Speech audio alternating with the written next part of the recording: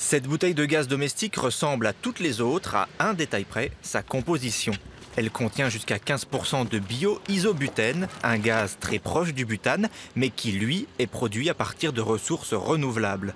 Aujourd'hui, ce ne sont que des prototypes. Les industriels espèrent pouvoir en produire à grande échelle d'ici 3 ans. C'est un produit qui permet de réduire de 40% les émissions de CO2 sur le cycle de vie de la bouteille de gaz.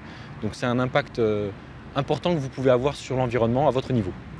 10 ans de recherche ont été nécessaires. Le gaz n'a plus besoin d'être isolé à partir de produits issus du pétrole.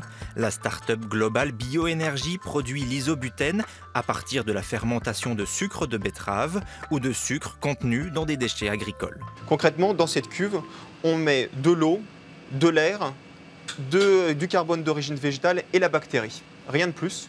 Et on en sort en majorité de l'isobutène. L'objectif est d'investir dans l'après-pétrole, une énergie fossile qui n'est pas illimitée.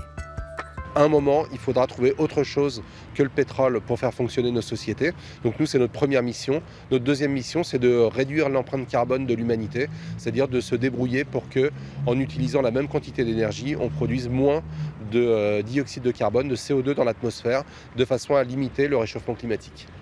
La production à grande échelle va commencer avec la mise en service d'ici 2021 d'une usine en Champagne ou en Île-de-France. 60 autres sites de production pourraient voir le jour.